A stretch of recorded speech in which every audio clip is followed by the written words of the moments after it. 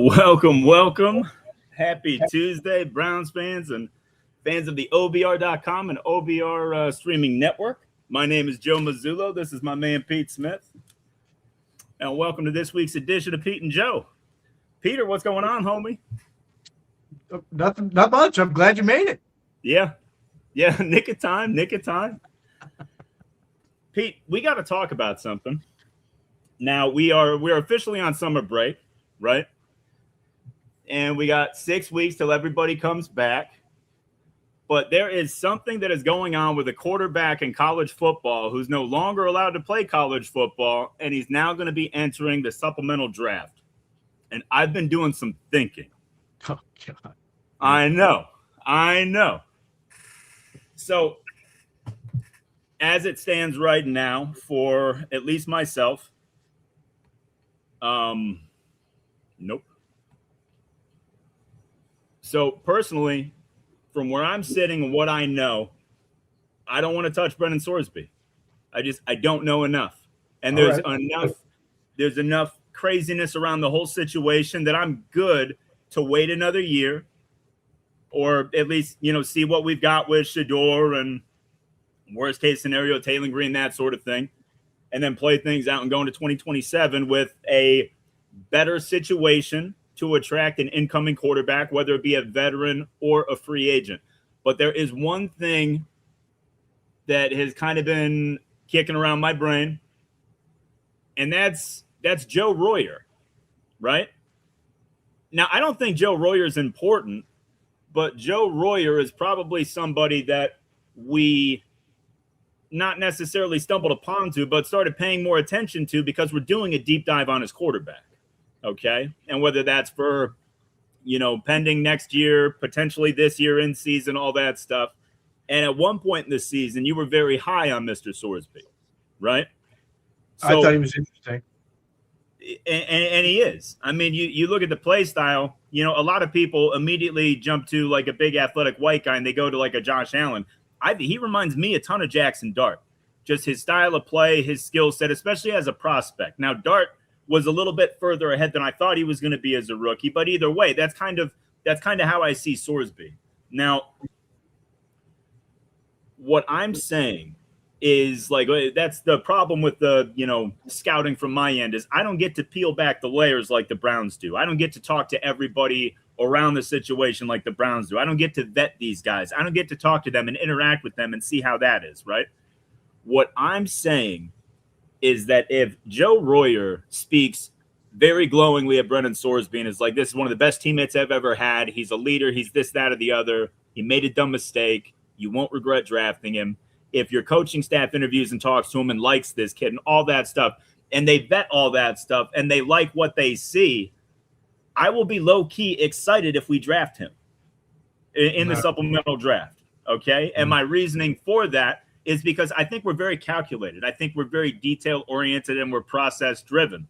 And for us to buck that for this special case would be intriguing to me. And I agree. It sounds very, very dangerous. And I'm just throwing this out there, And one of the reasons that it's still kind of there, Andrew Berry could have very easily just said, we're happy with the quarterbacks we have.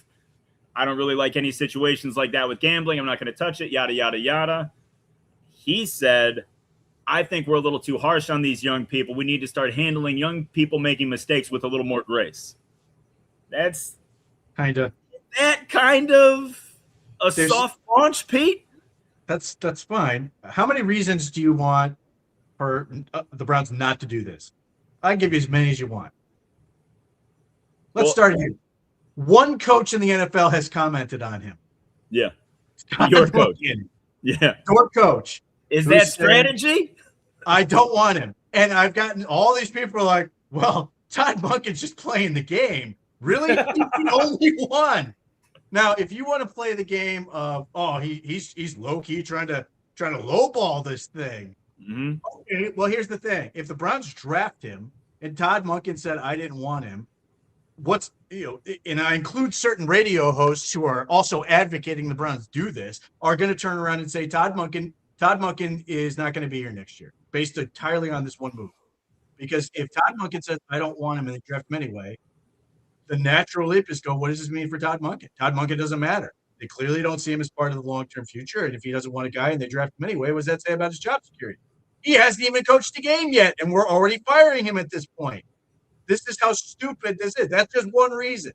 Now, well, I saw another tweet that said that Monken would resign immediately, which I thought was he won't. Awesome. But yeah, but what are you saying at that point? And beyond that, who's to say that coach wants him? Are you then going to streamline your coaching search around people who want to coach Brendan Sorsby? Well, Pete, I'll tell you the whole thing about this, okay, is that I'm not saying, as I said, knowing what I know and from where I'm sitting, if I'm making the call, I don't touch him. But if the Browns do, if the Browns make a move and they get him, I will absolutely be intrigued. I'll absolutely be intrigued. I'll be fired up about that because, number one, I like Shedeur. I think Shedeur is going to win the job, and I'm excited to see what Shedeur is going to do this year. But I sure as would not have put Shedeur in a competition with Deshaun, and I wouldn't have Shedeur and Deshaun neck and neck and battling this whole thing out. Like, the Browns clearly feel a certain way about Shedeur, and maybe it doesn't line up with how I feel. I'm just saying, if they make a move for Sorsby, especially with the young offense that we have right now, and it's a third rounder or a fourth rounder, I'm super intrigued by that. Yeah, I want the third rounder. Straight up. I have no interest in this. Like, if let's say the Browns bid a third rounder and get him. Either he's going to be suspended, and it could be as much as the entire year, and you sit what there about and the Kayshon Boutte thing? Well, here's the difference. Precedent. It does. How different, though? He bet on his team in games that he actually played in. Right. And he didn't get a single suspension. True. Brendan Sorsby and Texas Tech have made this into a national story. Yeah. It's page 1 for sports. Most people don't know the Kayshon Boutte thing existed. I mean, yeah, but that doesn't change the fact that there's precedence for an NFL ruling here. That. But what happened with Ray Rice?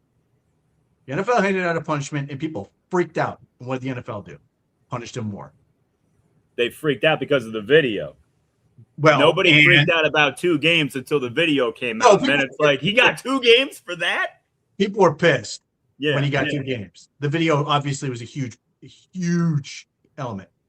Terrell Pryor, huge deal. Everybody was talking about it. It was such a big story, why he was leaving college and all this other stuff. So the NFL decided to punish him for something that was completely legal in the NFL. Okay, and the NFL matched the pending suspension he had with the NCAA, which Brendan Sorsby has a 2-gamer. I'm saying there's some slippery slope here. The NCAA wanted to kick him out for X games. A judge who filed an injunction wanted to suspend him for 2 days. I just had a Texas Tech guy in Lubbock. It was like, he's good. I think this one's allegedly from the University of Houston, but happens to live in Lubbock. Yeah. So if he's suspended for the whole year, on one hand, you're sitting there, great. He doesn't count against the roster. Okay. Well, he doesn't get any better either, and you learn nothing about him, and then you're in 2027, and you've literally got a non-entity on your team, and you're not going to be any more informed about what you're going to do in the draft than you were before you made the pick. Simultaneously, if he's not suspended, or he's suspended a little bit, or just some part of the season, now you have to roster him for a guy you can't play, a guy you cannot use, a guy who will be, at best, the best case scenario, he will be 11 weeks behind Taylon Green in terms of prep. That is not an inconsequential amount of time for a guy to come in and do all these things. So now you are cutting somebody else that you might want to roster a 4th quarterback that you don't want to play. That doesn't account for and that's assuming we just basically dispense with Dillon Gabriel in one manner or another, or the other alternative is you just screw it and go, I'll cut Taylon Green and trade Dillon Gabriel so we get down to 3 quarterbacks, which then makes the Taylon Green thing a complete waste of time. Either way, you're not getting much. And even if he's on the roster, okay, he's practicing a little bit, but are we really going to learn anything that's going to impact what they do in the 2027 draft?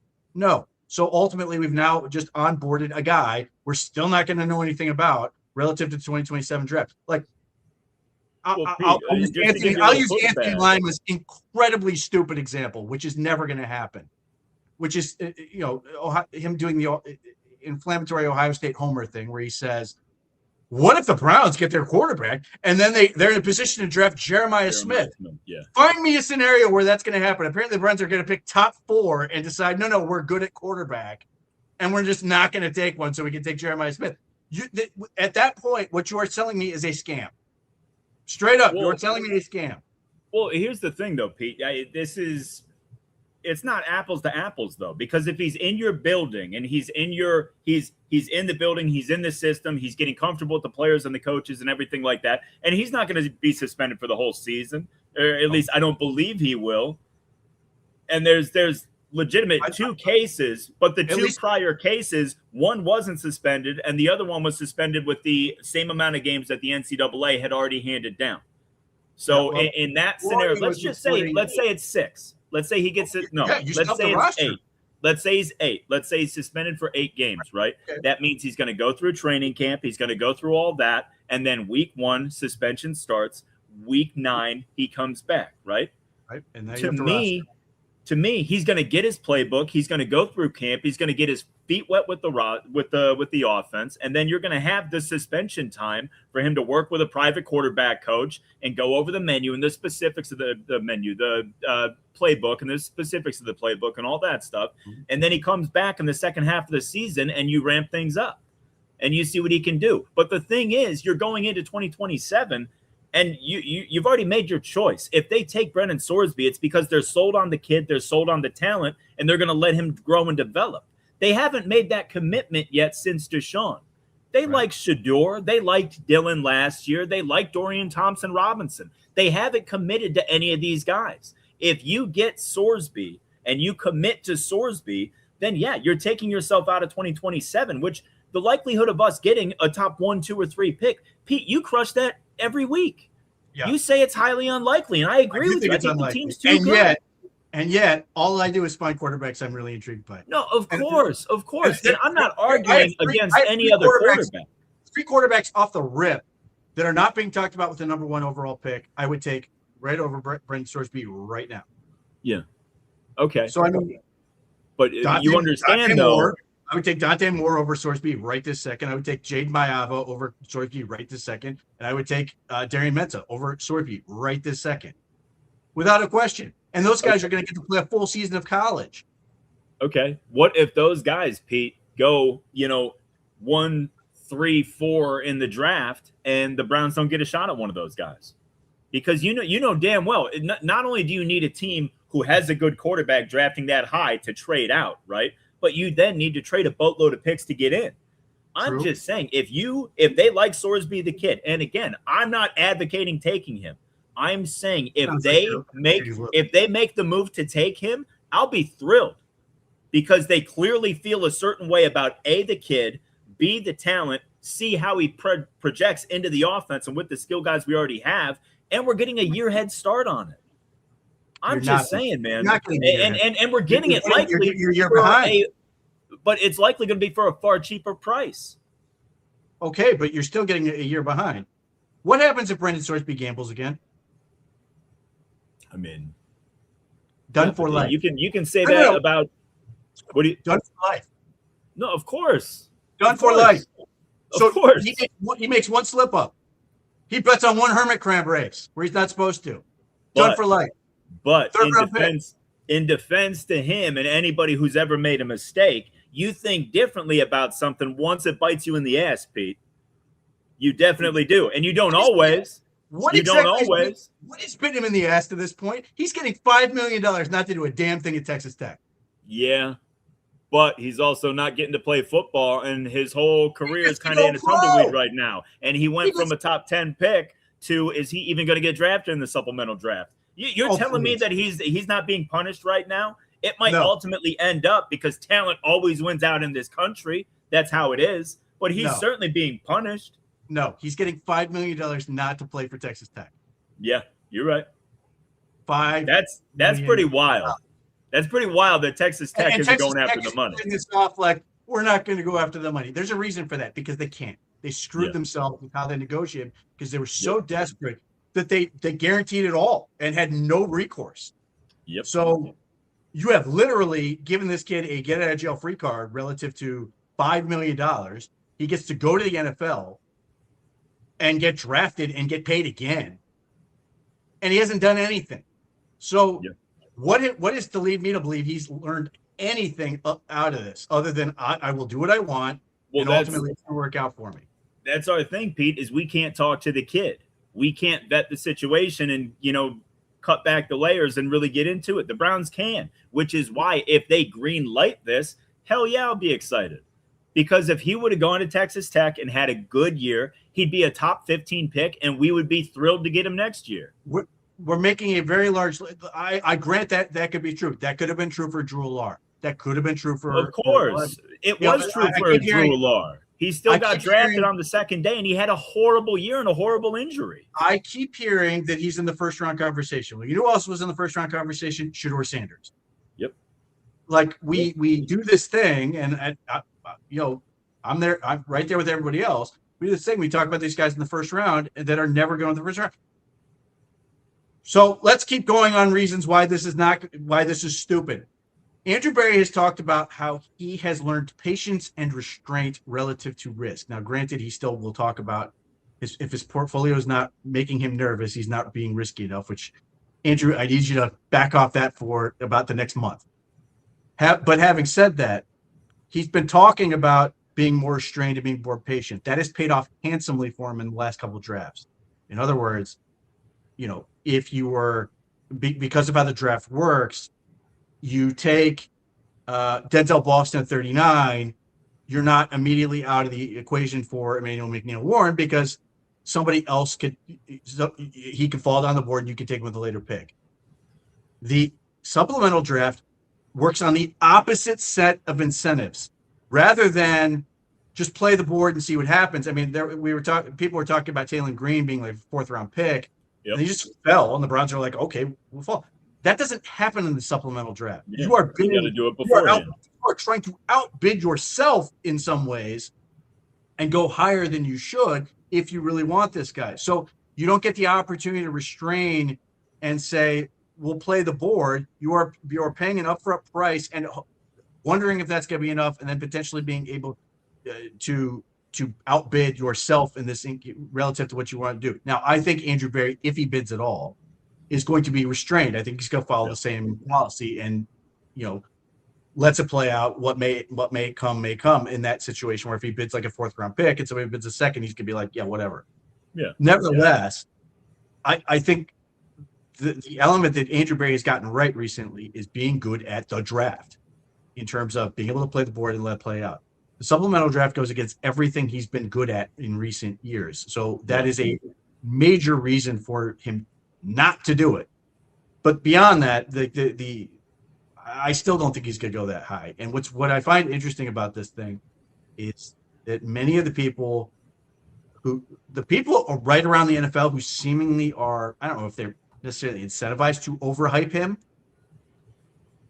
The ESPNs, the NFL Network people, and to a certain extent Albert Breer, seemingly are hyping this up. And then when I see the people who just are like seemingly have no investment in this at all, and are just evaluating what they see, Nate Tice from Yahoo, Ben Albright, there's a couple other people in that ilk, and they're all like, yeah, fourth round. Like, because he's the only thing that exists, you are willing to talk yourself into upselling yourself on a guy that hasn't done that much. His record in November is 1-11 for his career. It's awful. Yeah. And he's very talented. There's a lot to like about him. He hasn't done nearly that much. So what he's done is really killed out of conference weaklings, and then not been as great when he's had to play real football games. So but isn't that disingenuous, Pete? Because I can appreciate that he wasn't great at Indiana pre-Signetti. That lines up, that checks out, that tracks. And him going to Cincinnati, You're telling me at a mid-tier program he beats up on bad teams and then he gets his ass kicked by the good teams? Welcome to every mid-tier program. That's generally how this stuff works. Is Utah like these?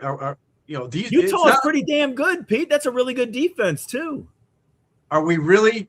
We're not talking about like he's not going to Ohio State and getting his brains beaten. Of course, but I'm just saying though, like this is what gets me about quarterbacks, because like when people want to knock a prospect, they're like, well, he's not that good yet. Yeah, he's a quarterback. They all pretty much struggle until the light comes on year 3 or year 4 in the NFL. I will contrast that against Darian Mensah, 9-5 at Tulane, 9-5 at Duke. Won the conference preposterously, but nevertheless won the conference. Can we get him for a 3rd rounder in the supplemental draft, Pete? Maybe. Let's wait. Let's give it a couple weeks and see if he doesn't murder somebody. I don't know. We got a few weeks. This is the problem. I don't like this. I don't like the prospect of like you're trying to sell me a coupon rate because you know what the downside is, which is it just turns into nothing. So if you trade, let's say you trade a whole bunch of picks and you go up for Arch Manning or whatever quarterback you go, and you've already taken this guy, it's less ammo to do anything else with. And the Browns are going to have real needs. Like, I know you're not advocating this, but like I've seen people throw around a 2nd-round pick. That could be 35th pick. Yeah, with the Browns. And I don't know. I don't think they will be that bad, but I'm just saying it could be around 35. Yeah, no, I wouldn't touch that. I wouldn't touch that. The only pick, if the Browns love him, 3rd rounder. Use the 3rd. Use the 3rd. Use one of the ones to trade down and recoup whatever picks you need to recoup. But to be perfectly honest with you, Pete, this team is so young as is. I'm okay with moving a 3rd rounder if it secures a young quarterback with legitimate franchise talent. And that's all it is. Is the juice worth the squeeze? If it's a 3rd or 4th round pick, hell yeah.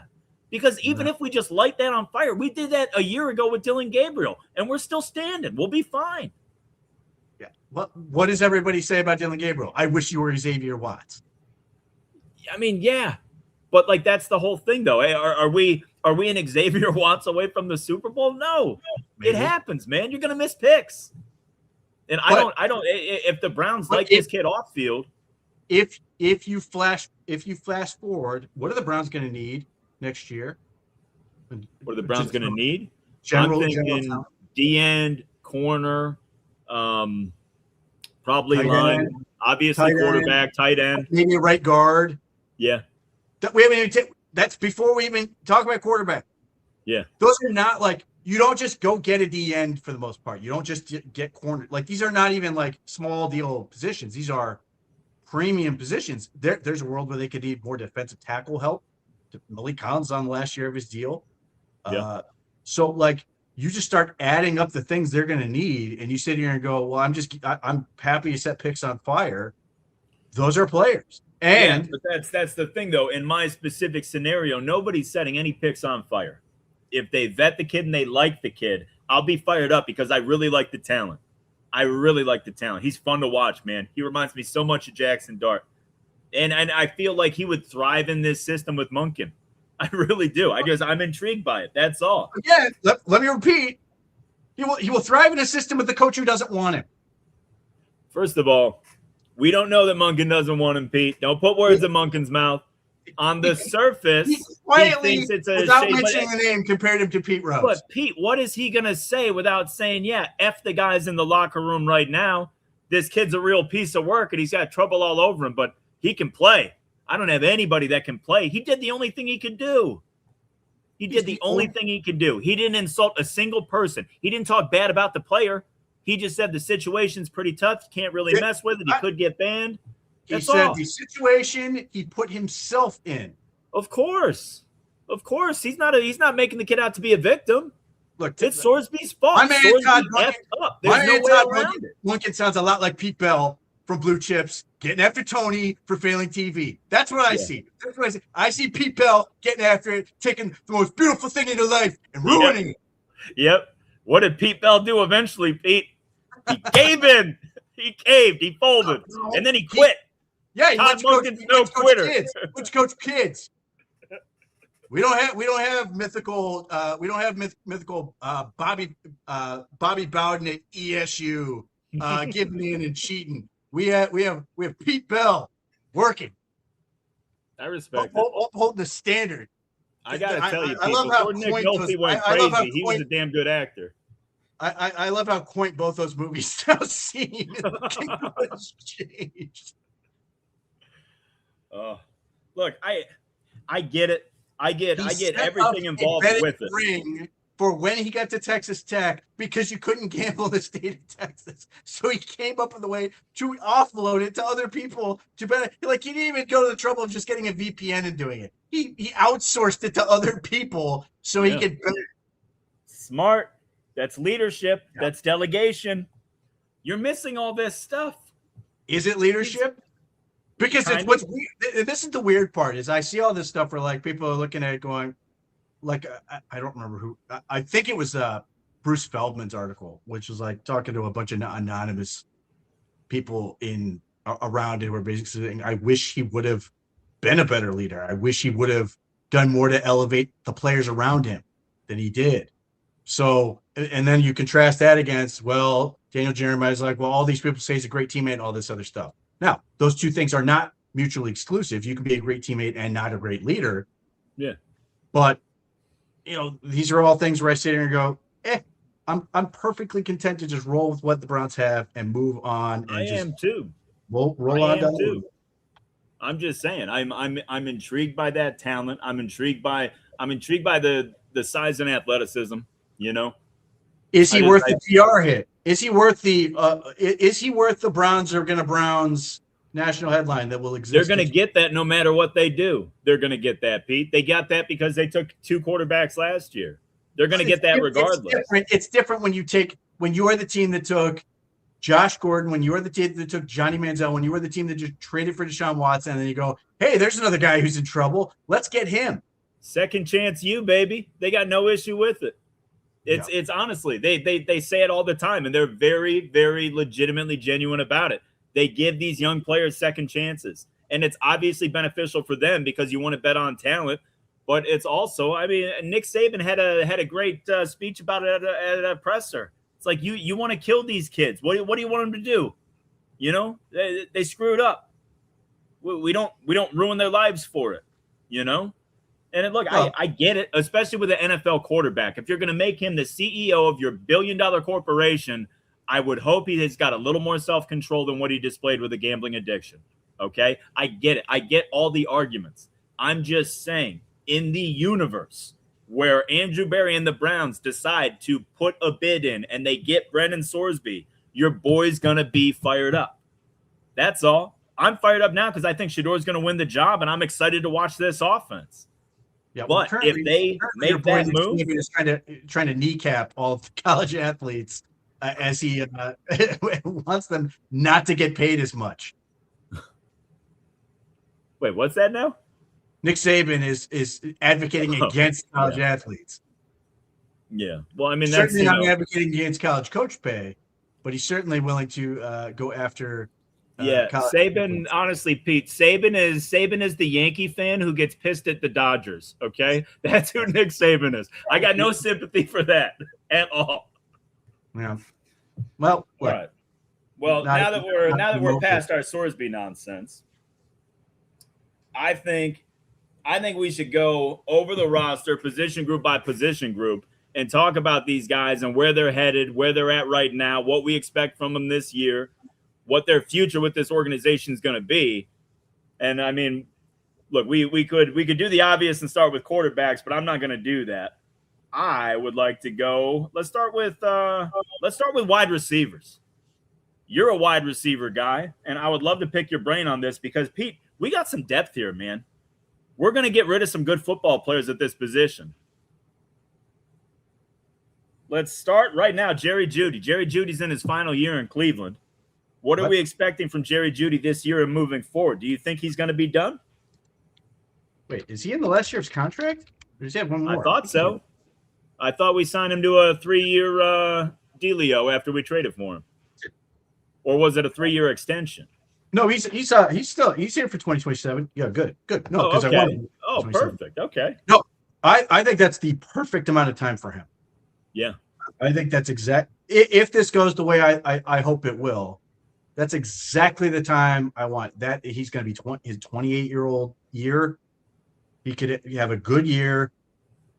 I think this contract makes sure he's not a unrestricted free agent, which, if true, is really annoying because then he actually might have some compensatory value. But no, I like the fact that he's here for 2 years. At his contract figure, now there's a world where theoretically you could trade him in 2027, which if you get the growth you want, maybe that makes sense. Yeah. Fine. But no, I really like Jerry Jeudy for this team. He is the only proven guy they have right now, and that's not surprising. They're counting on 2 guys who showed up a month ago. Yep. To be a big part of this offense. You've got Isaiah Bond, who came here last year late in the process, incidentally, basically around the time that Sorsby would get here with his situation. Oh, they're completely unrelated, but it's just how the timing worked out. He got here basically for training camp and was way behind. This is a preview of how those things are going to go. Now, nevertheless, he got in the field because the Browns are so bad. Yeah. But nevertheless, Jerry Jeudy, what I find really interesting is Todd Monken loves him in practice. Yeah. Like, he is all about him as a route runner, loves how he sells routes, loves how he sells route relative to setting up spacing for his teammates and all the stuff. Like, because Todd Monken is super involved, particularly when it's quarterbacks and receivers in groups. He is right there. Like, if they're doing red zone and the quarterbacks are throwing into the end zone, the receivers are running routes, Todd Monken at times is like basically right in the middle of the back of the end zone, barking at these guys. But can I ask you, how is Jerry Jeudy underrated because of all the flack he catches for the drops? Like, he's such a sound football player. Like, I feel like he's just a clean football player. It's just he's crushed by the drops and inopportune moments and just the inconsistency of the offense, though. But I feel like you said, he's the only proven guy. He's reliable. He's a pro's pro. He's just a clean wide receiver. I think Jerry Jeudy's biggest problem is he's not a great talker. Yeah. And he comes off a lot of the time as very unsympathetic. So it's not overly likable. Well, he is when he's doing great. Like, when he gets the 1,200-yard season, everybody loves Jerry Jeudy. But, like, he doesn't give great answers when, like, things aren't going well. And it's not to say he's, like, bad or throwing people under the bus. They're just not great answers. He doesn't give the answer people want to hear in that situation. Like, he's sort of quieter. We're talking to his shoulder or whatever, and how he's just trying to get through it. So in some ways, I think the people think he doesn't come off as earnest in those situations, and he's just uncomfortable. Yeah. So I think that's a factor, but, like, and the fact that he can be inconsistent can be maddening. Like, the talent is real. He has ability, but he just does stuff that, like, you sit there and go, man, why aren't you better than this? Yeah. Having said all that, he's a really good route runner. He can get open pretty easily. He's really good with the ball in his hands. I wish he was a little bit cleaner in some of the stuff he does in terms of consistency and all that, but, like, he's really, really talented. And part of the problem, not a problem necessarily, but if you watch, like, the OTA stuff, they are trying to feed so many mouths that, like, whereas the past 2 years, it was Jerry Jeudy or another position was getting the ball. Because you go back 2 years, Amari Cooper wasn't there. He was, mad about his contract, so they were working that out. So he was never there for that stuff. So OTAs, it was just Jerry Jeudy just killing people, and him getting the ball every time, or it was going to a tight end. So you now have this different dynamic where now a whole lot of people are getting the ball. Now, what I find interesting is when they get into, like, situations, it's 2-minute drill or it's red zone. All of a sudden, Jerry Jeudy is quickly the guy who's getting a lot of targets in those situations. Like, when it sort of means something, he gets featured a lot. But I think smartly, they are trying to develop those other options so you don't get as many Jerry Jeudy targets, which is ultimately what we all want. We want this to be a more balanced offense. We want these other guys to get figured out. So I think in some ways you sit here and go, well, maybe if you're a general fan, well, I'm not hearing a whole lot of Jerry Jeudy, so he must not be doing very well. When the reality is, like, they've got a lot of young guys they want to try to figure out, get them better, and make this thing work. Now, the other part about that is the Browns are running a lot of receivers in these formations, so they're leaning into that as a strength with what they have. Harold Fannin's not out there, or I mean, he's out there, but he's watching. Then you lost Carson Ryan. You're not exactly enthusiastic about, not to say that Blake Whitehart or Jack Stoll don't make a catch, but like you're not sitting here going, man, we got to get more of that guy out there with Yeah. these other weapons in there. And then after that, it's just backs. So, I mean, they do some two back stuff, but they don't do a ton of it. It's a lot of single back. So, what's left? Receivers, receivers, receivers. I think that's ultimately a good way for them to operate. But like, so I think when it gets going and you see more, well, ultimately we get to August and preseason, you're gonna see these guys all in the field and be like, okay, maybe this makes a little more sense than I thought it did. All right. Well, let's go. Let's move on down the line. I feel like Cedric Tillman is going to be an interesting player to watch in camp. Guy, he's big, he's physical, and he's talented. He's good, and he's further ahead than the other guys. This is year 4 for him.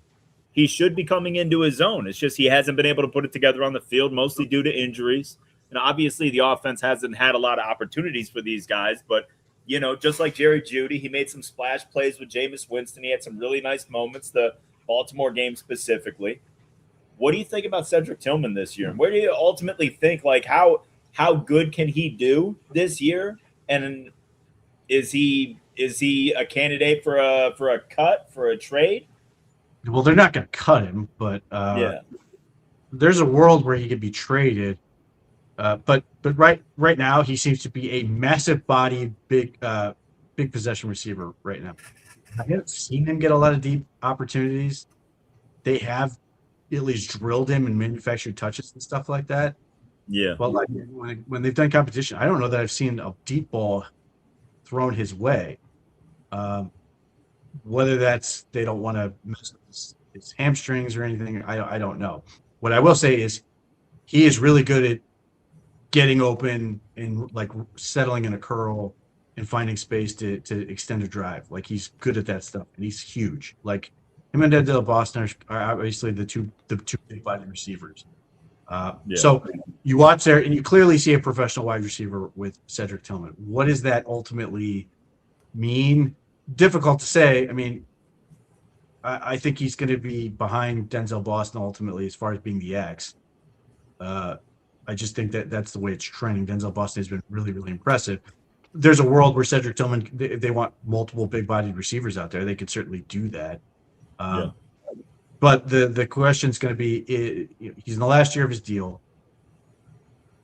I don't see an extension coming his way based on what they've got. I mean, so if you're sitting there going, yeah, we could keep him and see what happens, and then we could let him walk in free agency, that's an option. But I don't think the Browns are like actively going and calling people and say, please take Cedric Tillman from us. I think it's more of along the lines of if teams are calling and looking for receiver help, and the Browns are sitting there going, hey, you've got defensive depth we could use, I could see where they have a conversation, or maybe they look at a draft pick to get out of him. But in order for that to happen, I think they've got to feel a little bit better about somebody else to come up. But right now, like, he's probably going to end up in the wide receiver 4/5/6 area based on what we've seen. Again, pads will change a lot. I think he's a guy who does better in pads because he can block. He just do some other things. It's just going to be really difficult to see a world where he's in the top 3. Yeah. Well, yeah, I would agree with that. And I mean, and that's the thing too. It's everybody's got to make it through camp healthy for us to have these are going to be tough cuts, so you never know how that's going to kind of sort out the depth chart just on its own, But I mean, that's the thing, Pete, provided he's healthy, it would have to be a really impressive performance by one of the young guys to knock him out of those top 3. if he's healthy. He's good. He's good and he's comfortable. Like he's used to the speed of the game right now. There's not going to be anything catching him off guard. Isaiah Bond is still figuring things out. The rookies are rookies, you know. So I feel like if he is healthy, it's gonna take a really impressive effort by one of these young guys to knock him out of that lineup. But we've talked Isaiah Bond a ton, man. But I mean, he put on what, like 10 pounds of muscle. He's Yeah, doing a little bit more route wise, right? Just seems more comfortable, seems more confident. yeah. He says 190 pounds, which would be a lot. And if that's true, I suspect he would be the smallest receiver on the team this year, which is basically 20 pounds heavier and 2 inches taller than last year, Yeah, relative to the group. He just takes up more space on the field. He's sturdier on the field. I think that's playing a big role in his ability to track the ball better, which is notably improved. He was not great at that in college or last year. Um, the awareness thing is tricky. We haven't. I think we need to see more. I think he's getting a little bit better because last year it was bad. He didn't yeah, was in certain situations, or he would give up on plays. I do think he's doing a much better job of playing to and through the whistle in terms of effort. And most importantly, I mean, the big thing with Isaiah Bond is you're sitting there going, if he can just be a deep threat and a field stretcher, it will be worth it. Everything I've seen suggests he's going to be the deep threat. It's now a question of, can he build on that? Can he do more than that? And they're trying. And he can do some stuff which is really interesting. Hands are not consistent. They have been really good downfield. Not as great in intermediate or near the sideline, stuff like that. But reps, keep hammering yeah. it, all those things. And I understand the Browns' idea. If I had Isaiah Bond, I would treat him like Concepcion in Boston, where I want to throw as much at this guy as possible to see what he can do. Because if he does figure it out, there's a world where you can sit here and talk to yourself into, Denzel Boston, Casey Concepcion, and Isaiah Bond being your three receivers down the line, Yeah. which would be a hell of a setup for them if it works out that way. So if you're sort of like the thing I find very interesting about this whole dynamic in general is, like, last year you had a pretty clear shopping order. Like, you have pretty clear lineup. Jerry Jeudy was number one, even if it was that by default. And then after that, you went to Cedric Tillman in between injuries, and then Isaiah Bond, and so on and so forth. This year it's really difficult, and which I think is ultimately a good thing. Judy's still theoretically going to be one, at least right now, but it does generally feel like the Browns are trying to figure out how many guys they can sort of put into this group of guys that they're going to trust and rely on. And it might be 4, it might be more than that, but if they can get to 4, I think they'd feel really, really strong about that. Isaiah Bond is trying like hell to make it so he can be one of those 4. Okay. Let's talk about a guy that we both like. He's one of your favorites. Let's talk about Malachi Corley. What's his path for making this football team? It's going to be tough. Yeah. And the reason it's going to be tough is because the Browns drafted Casey Concepcion. Does a whole lot of things that Malachi Corley did really well last year. Malachi Corley was, after they toyed with Isaiah Bond for like a couple minutes and figured out this is not going to work, at least not yet, they said, okay, we're going to go to Malachi Corley. He became their jet player. He became a manufactured touch guy, and that he was also a returner. Well, Casey Concepcion does all of those things. So I still am interested in Malachi Corley. He's another guy where I think once you get into pads, Malachi Corley will suddenly be, you'll be like, perk up, because he's way better in that. Big kid. Big, strong man. But it does now put more pressure on him to develop as a route runner, to be able to do more things as a real wide receiver. And it's not to say he doesn't do anything, but he's got to bring more to the table, unless there's injuries, or the Browns just decide they like him because he can back up at those things. Yeah. And he's valuable. But, like, as I sit here today, if I was to carve out the 6 guys are going to make the team. He's not in it. And if they trade Cedric Tillman, maybe he finds his way in it. But like he needs to have a big camp. And I would say that's a testament to the improvement to the roster that's been made. Yeah. I like Malachi Corley, and yet the Browns have Same. enough wide receiver talent where you're sitting going, I don't know if I can fit him. Yeah. Well, and that brings me to the next guy, which is, I mean, pretty much the same situation, but Tylan Wallace. Tylan Wallace I think he's going to be the most difficult guy to cut, and ultimately I don't think he's going to get cut based on what I'm seeing and hearing. He can play all the wide receiver spots in the offense. He's been with Monken now 4 years, or this will be his 4th. And that's not by accident that came over with him. Mm-hmm. He's apparently, getting rave reviews in the building in terms of being a veteran that these guys can lean on and being a locker room guy, culture guy, all that stuff. And then the special teams component. And yeah, he can return punts, I guess, and kickoffs, but that's not the special teams guy they need from him. They need him to do the other special team stuff. Like, they got 1 million guys who can catch kicks and punts. Now, whether you think any of them are good is a question. They got 1 million guys back there.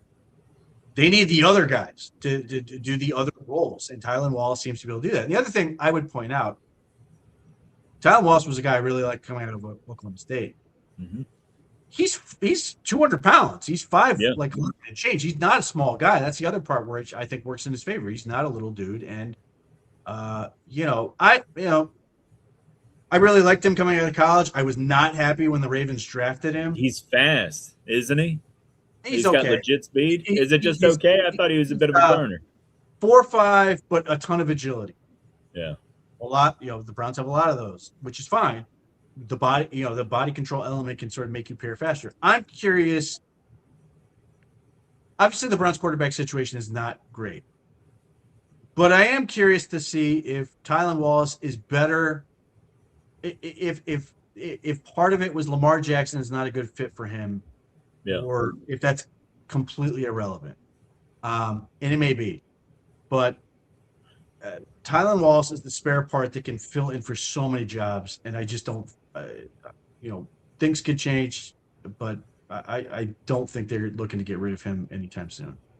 Well, let me ask you this, just to go back to the bad fit with Lamar Jackson thing. I think Lamar is one of the most fantastic players the league has ever seen. I think he's incredible. But Pete, can we point to a single wide receiver and say he was very good to at his best with Lamar Jackson?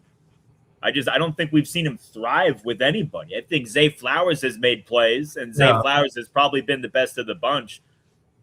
But by and large, I just don't think he's that type of quarterback. He's never going to consistently, just feed a wide receiver and kill a team that way.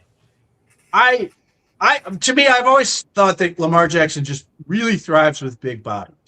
Yeah. And certainly tight end has been really good to him. But, even when they had D-Hop, as little as he did, they were still impactful. I don't know.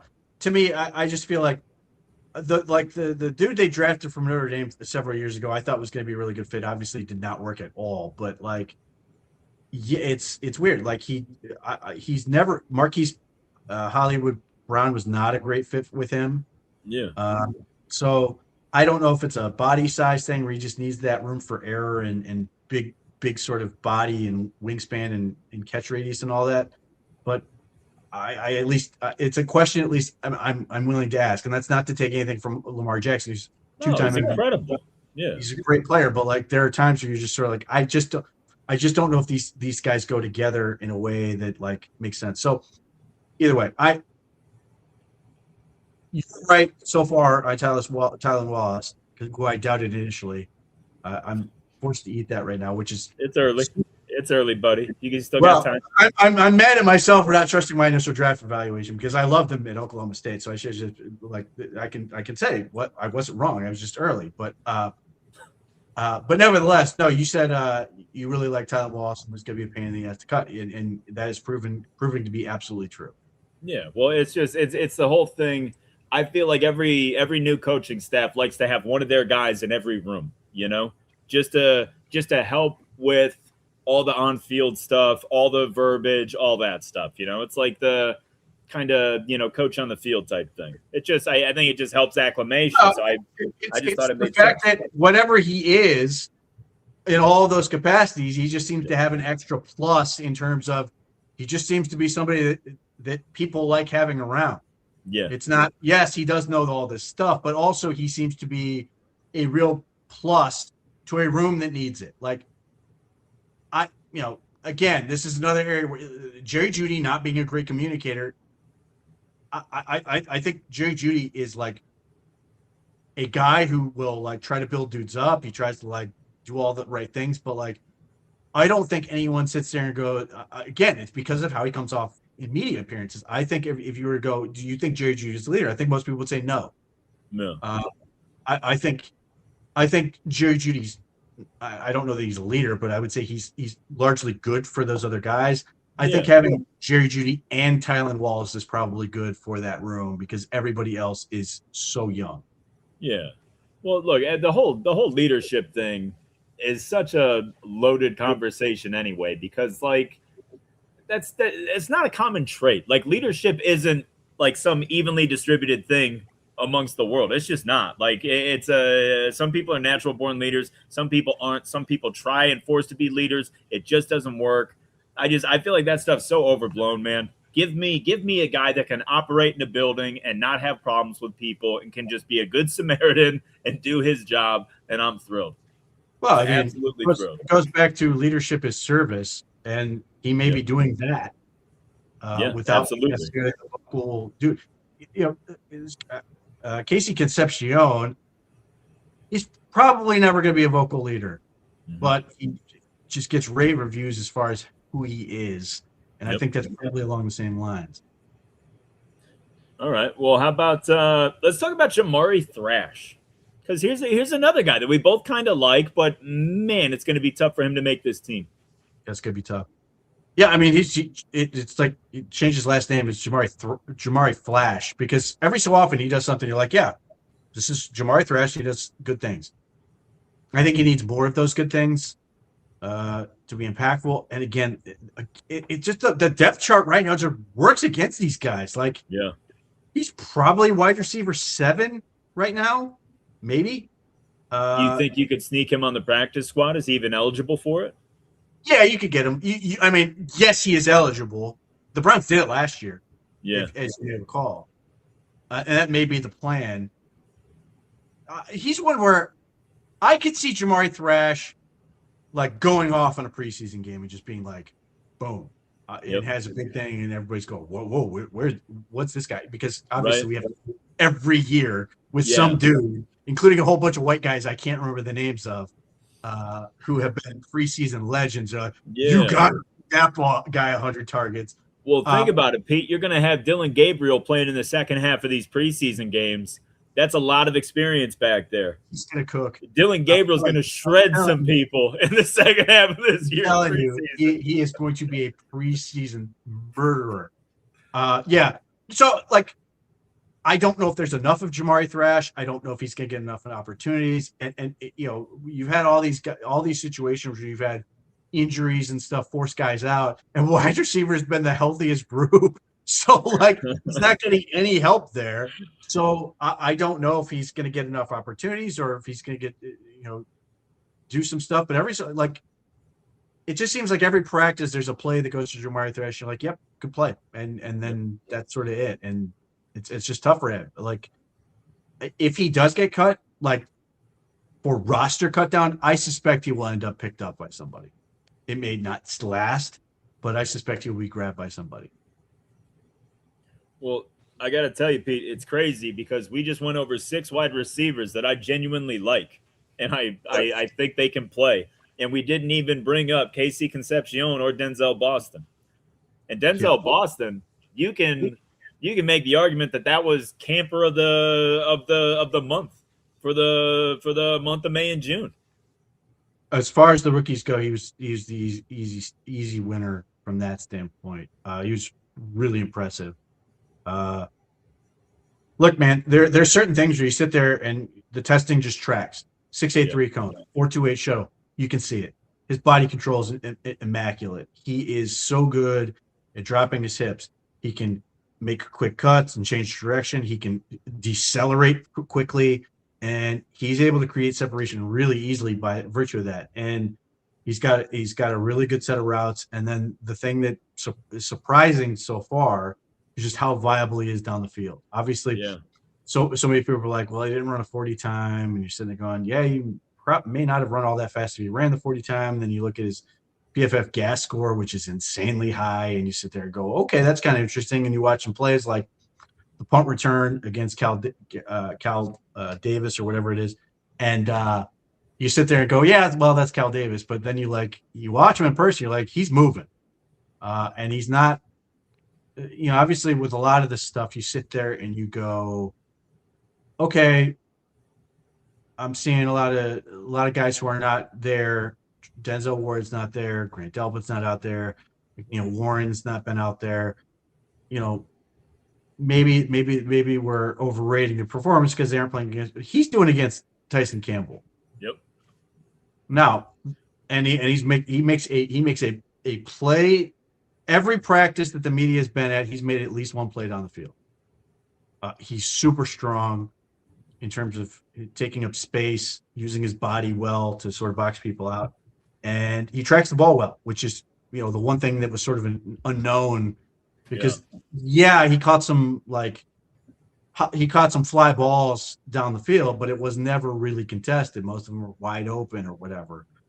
And you saw him do some stuff in traffic, but again, not super long range. And then you watch him do it this, and you're like, whoa, no, he's really good at this. So my big question is, what's going to happen when shoulder pads come on? Yeah. And team guys actually want to press him. And, you sit there and you go, he's not going to get smaller. And you're right. No, he's going to get bigger. And as a result, more surface area, which theoretically, if somebody wants to press him, will make it easier for them to get a hold. Yeah. That's my only question at this point. If he beats that, it's literally just waiting for him to do it in games because he can do everything else that I need to see from a receiver that's going to excel. And would you say that's your most pleasant surprise with the early returns from this class? It's got to be. Oh, without question, because keep in mind, one of the things, because you tie this back to the last couple, these last two drafts combined. Last year it was, the Browns traded down and they didn't take Travis Hunter. And then at 5, shouldn't the Browns take the receiver that Carolina took, T-Mac from McMillan? And you sit there and you go, McMillan had a great season. Like, man, I really like Mason Graham, but I would really love to have T-Mac on this team. Or you go, well, we got Christian Schwester and Quinshon Judkins. Man, I really like Jaden Higgins from Iowa State. Not that he's done that much, but nevertheless, there are reasons to be like, yeah, I get it. He's a big-bodied X. Another opportunity not taken. And then you sit there and you go into this draft, and there are a whole bunch of people going, man, I'd love to get Carnell Tate. I'd love to be able to get that, be able to check that box. And you had people like me who are saying Mekhi Lemon or whatever. The Browns had them with Casey Concepcion, and then they get Denzel Boston at 39, and he's sitting there going, yeah, I can see where he'd be really good at all these things, but I don't know if he can be that dude. And all of a sudden, we're sitting here going, he might be that dude. And so to have Mason Graham, Carson Schwester, Quinshon Judkins, and you might still have this thing. That dude. Yep. Is crazy. Now, it's got to happen. We got to see it. But I'm running out of reasons to be like, this guy's not already that big time X that they need, because they have not had it. Cedric Tillman could do X things and had some really good games at X, but it's obviously been since Amari Cooper since they've had that guy. And now you're sitting here going, man, Denzel Boston he's doing a whole lot of things that you would sit there and go, I get it. And he could be that guy. And if he can do that, and you have Casey Concepcion, and you have Isaiah Brown and all these other guys, you're sitting there going, oh, man. Plus you have Harold Fannin. That would – obviously so much of this is going to rely on what they can do at quarterback. But if they nailed that down and got those two, right, they are going to be so much further ahead in this thing as we hope. And that's Denzel Boston's game translates really, really well to OTAs. Uh, like everything he does sort of really pops and naturally sets him up to do really, really well. It's not as true with Casey Concepcion, who to me is everything as advertised. But one of the big elements with Casey Concepcion is yak and breaking tackles. Yep. Well, yeah, he can catch the ball and run, but like you know how it goes. Like they tell everybody to finish out catching the ball and run. Yeah.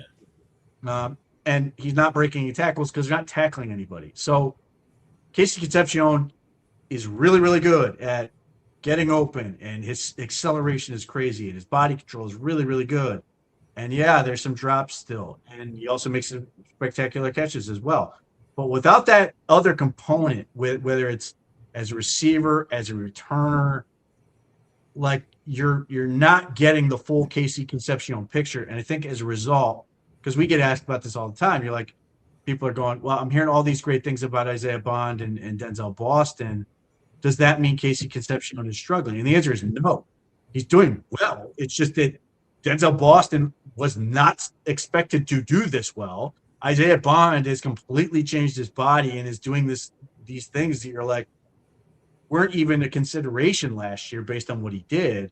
Yeah. So it's a different world. So it's just those guys have popped so much, and that's not even projecting Isaiah Bond into a full time role, but just still, for what he is, that's still a big deal. So Concepcion is doing he looks exactly like the guy I saw on tape, and he does all these things that are really impressive. But like, so much of this we're gonna have to wait till Pats come on, and then you're gonna see the balance. You're gonna hopefully see the balance, see the broken tackle, see the stuff where you sit there and go, "Oh man, that's why they wanted him, because he can be instant offense," and that potentially becomes that much more dangerous. When before it was, well, Jerry Jeudy and Harold Fender are gonna take pressure off of Concepcion and allow him to do some stuff, and Denzel Boston might do some possession stuff and all this. Now, if we flash forward and go, wow, Jerry Jeudy is still, maybe he's not a superstar, but he's still good. Harold Fannin is just as good as last year. Denzel Boston looks like a real star, and Isaiah Bond is established himself at least as a role player and a threat. Now Casey Concepcion is let loose in this whole thing. And you're sitting going, man, let's go. And so obviously there's so much to prove in terms of both them and then the offensive line. But, you know, the thing we talk about is get this thing to be set up for a quarterback to succeed. You look at the wide receiver room and you start to go, I see the vision where this is a really strong room for a quarterback to come in and like make this thing work. And that man is going to be Dylan Gabriel in preseason, just cooking dudes. He's going to kill everybody. I almost feel bad for his opponents. No, I agree. I'm fired up about the receiving core. The quarterback situation is less than desirable, depending on how you feel about certain guys. I like Shedeur, and you've pointed out multiple times, Shedeur throws a beautiful football. He's a really talented passer of the ball. If he can speed up his processing and the line can gel, and I'm intrigued by what it presents, because you've got two guys out of the backfield that are home run hitters. Okay, Harold Fannin is really good after the catch at tight end, and then you've got at least four guys that can score from any point on the field. Well, I would say three, because we don't really know. Boston's making nice plays downfield and stuff, but the ability to stretch the field that Jeudy, Concepcion, and Isaiah Bond have is a little bit different in terms of that big play stuff.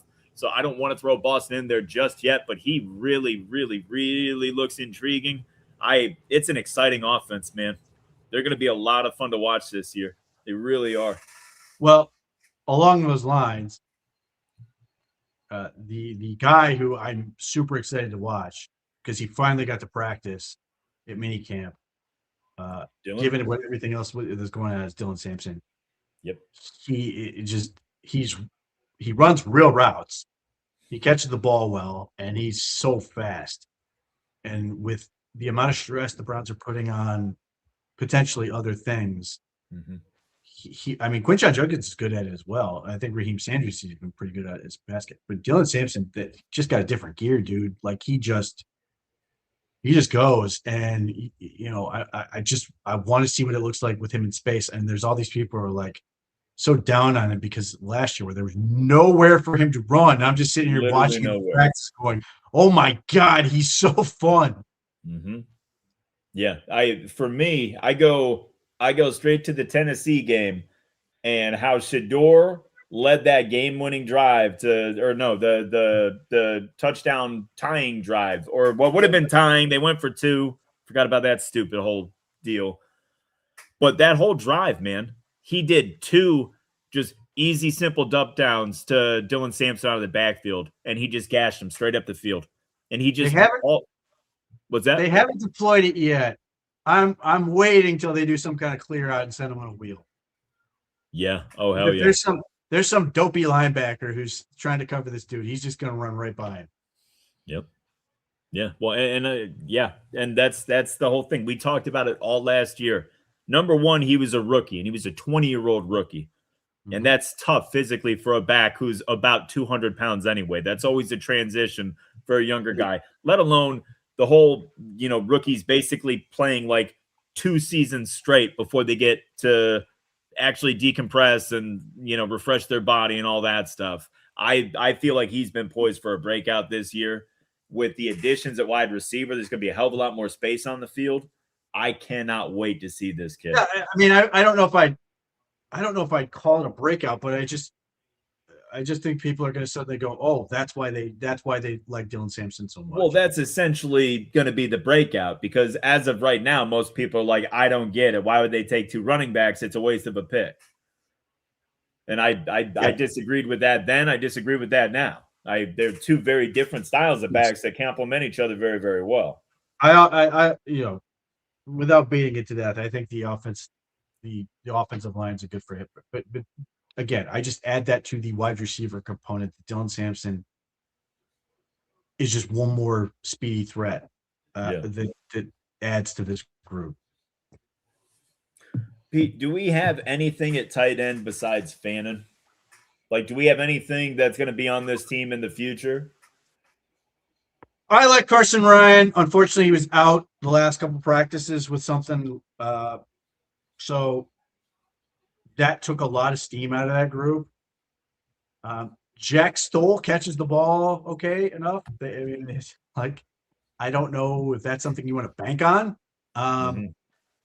They run a lot of crossers with him and Blake Whitehart, and they do okay.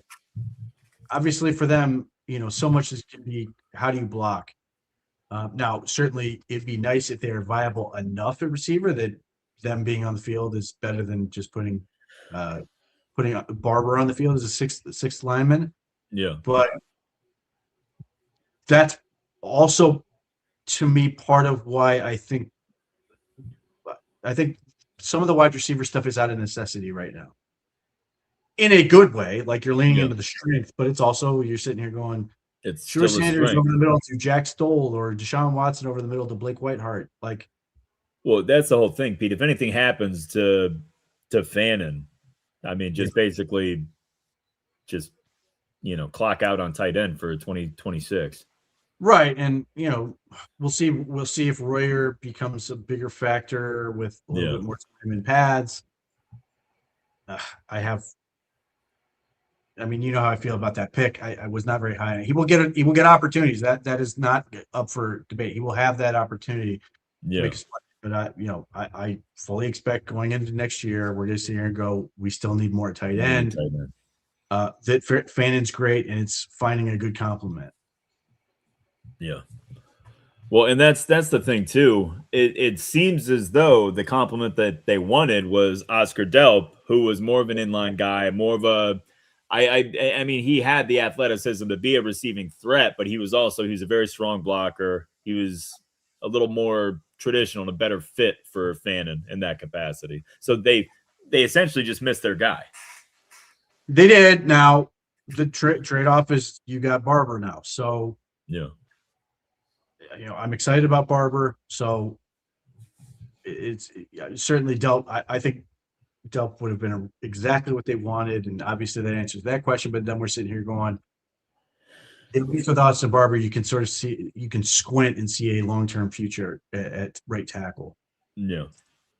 Well, and look, I don't know.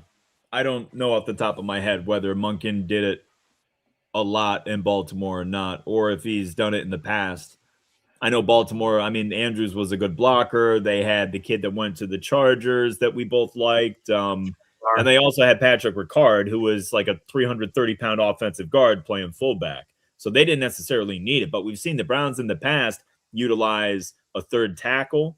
They've brought in Aiden Huntington and put him in motion and had him as a blocker. They've fooled with a lot of different options there. Do you think they're going to continue that under this new regime? It would make sense. I would think so. I mean, I think when they had Patrick McCarry, they would throw him in there as a sixth lineman for some stuff. Obviously, that equation may have changed when he was when he went, I think, Jacksonville. And they had Ricard, they had all these other things. So I would certainly think about that just because you do have a guy like if Austin Barber can hold up and do that job, or if it's somebody else you really like, but Austin Barber certainly makes the most sense because he's a really good athlete, and sort of would be a natural extension of the line of scrimmage. I could absolutely see that being a card to play, and he wants to get after his run blocker, so I'd be all about it. All right. Well, let's shuffle over to the running back room, and we're going to be quick with this one, Pete. Do you think any of those three guys? Well, it's obviously Sampson and Judkins are safe. Do you think Raheem Sanders is in any danger of losing his spot as the number 3 back? I mean, can't stop. I don't think it's impossible that Amani Marshall could catch him. I still think Sanders is sort of ahead. Yeah, because of his physicality, and he is a more natural backup to Quinshon Judkins because he can do the stuff between the tackles. Yeah. I think the thing with Amani Marshall that's sort of interesting, he runs like sort of a smaller back. He's a bigger guy than you think he is. I think he's like 225. He's at least interesting. So if they were to suffer an injury, I don't know that they'd be dead. Or specifically if Sanders were to suffer an injury, I know they'd be dead with Amani Marshall. I still like Sanders. Maybe that's biased because I was a big fan of him pre-draft. Every so often, though, Amani Marshall has a nice little scamper or something. I will say this: the last mini camp day, there's at one point where Raheem Sanders just made was on the interior of the line and made a big cut to get outside, and just got a big woo from all of his teammates when they saw him make that cut. So I think he's caught the ball really, really well. So yeah, he's intriguing from that standpoint. I think. Pete, why overrate him? I think he's tough, man. Yeah, but he is tough because he came in those last couple games with basically no blocking and said, "Bring your own blocker," type guy. Yeah. The thing is, I think Quinshon Judkins is a terrific player. Agreed. There are situations where you want the sort of Kareem Hunt mentality of, I'm not going to look. I'm not going to try to figure it out. I'm just going to hit the hole. Raheem Sanders is very well equipped for that. So that's the other part where I sit here and go, I just think there's a lot of places to use Raheem Sanders. It's certainly, obviously my dream is Taylor Green is good enough where you can do stuff with him, but it's 3rd and 1. You need a yard. Like Raheem Sanders can go get you a yard. And theoretically, we'll see if they do something like this. I would have zero problem running an eye with Raheem Sanders as the up back. I mean, they did with Harold Fannin last year at points. I would do it with Raheem Sanders because he's just a hammer. But I just think that style is. I think it's again. This is biased in the sense that just from my standpoint, I love having one of those on your active roster. Yeah, they come in handy to have that dude. The thing is, though, he's versatile, though, Pete. He's a nice receiver out of the backfield. I don't know, man. For your number 3 back, I feel like all 3 guys complement each other. They all have their own skill set and their own kind of, strength, but they're all versatile enough that like there's no weaknesses either. You know what I'm saying? Like you don't lose. Obviously, Judkins is the man and he's the best of the bunch, but you don't lose a portion of your offense if Raheem Sanders is in the backfield. You know what I mean? Like I just No, I mean, like the thing is, and I don't want to say Marnie Marshall can't do this. I just look at Raheem Sanders and you go, formatted offense. I want to be able to rotate backs, bring in Quinshon, bring in Raheem, and just keep the chains moving to ultimately just pound out the clock. I think those guys can do it. Again, I don't want to say Monty Marshall can't, but it's very easy for me to sort of visualize Raheem Sanders doing the thing. Yeah. I mean, look, which is fair. I mean, the bottom line is I'd rather be in a situation where there's at least somebody out there where you're not like, well, they've got three backs, and if one of them gets hurt, somebody else has got to come on the roster. Because I haven't seen much from anyone else that's sort of like, big time stuff. So Monty Marshall being at least interesting is certainly useful. Yeah. Well, and then what are the only other two options really are what? TJ Harden and Devon Booth, right? A couple of rookies. Yes. No. But I mean, and look, we're not going to know anything until the pads come on anyway. Especially running back, especially. Yeah. So I mean, like, this, and that's where again, I'm sort of betting that Raheem Sanders is going to show out because he's a big power guy. Yeah. So we'll see. All right. Well, let's kick over to the offensive line now. We've got some interesting names on that depth chart that have kind of popped up lately. Your boy Jack Conley's one of them. But let's go over our starting five now. Obviously, Spencer Fano at left tackle. We got Zion Johnson at left guard. The center right guard situation is still a little muddy right now. We know Elton Jenkins is going to be somewhere, but we don't know if it's going to be next to Parker Brailsford at center or, inside of Tevin Jenkins or KT Leviston or who the hell knows what kind of combination they're going to figure out. But Titus Howard got what, a 3-year extension, right? Or is it a 2-year extension on top of this being the last year of the deal? 2 more years. He's 2027 is his last year, I believe. Okay. Oh, so it's just a 2-year deal then. I'm pretty sure it's 3, right? Because he's getting about 20 per. I'm pretty sure. For some reason, I thought he was done. I think 2028 would be his last year. Yeah, it's 2020. Not to say they couldn't necessarily cut him for that year, but it would be on the table if he's either not healthy or not playing well. He's owed $21 million in 2028. That's, I mean, I get it. We'll get cheaper, but that just feels like a lot. Regardless, I'm hoping that might ultimately be Austin Barber's spot anyway. I hope that is where we can get to, but $21 million for each of the next 3 years is a lot of money. Yeah. Well, hey man, beggars can't be choosers, homie. We had 5 holes on that line. Look, I totally get it. It just feels like that contract's 1 year too long. But whatever. Yeah. I mean, if it gets us to Austin Barber land as opposed to a world where you have to draft another dude, so be it. All right. Fair enough. Let's talk about the backup tackles now, because the general consensus is that our boy DeJuan Jones is going to be the swing tackle, right? How's that? DeJuan's had a good offseason though, right? He's gotten healthy. He's lost some weight. Downright skinny. He's not the biggest guy on the team anymore. That's crazy. He got weird build, man. Like for a guy who is as heavy as he is, almost none of it in his legs. He got bird legs. That's how he's got such quick feet, man. I mean, it's generally weird, but like Titus Howard looks bigger than DeJuan does, just by sort of gravity. But like DeJuan Jones negotiated down his contract to make it, to sort of guarantee him money, which sort of gives him in the inside track. He can pass protect. I still don't think you're ever going to get much out of him as a run blocker, but I'd love to be proven wrong. Are you concerned about his power taking an even bigger hit with the weight loss? Because he's always been a finesse guy. No, because his power was just leaning on guys. Yeah. So I'm hoping, he's got less to lean now. yeah, I'm hoping this means he's actually going to move feet and do stuff. But Yeah. look, man, if you're talking backup tackle situation where you've got an injury, you need a guy playing there, you need to protect the quarterback first and foremost.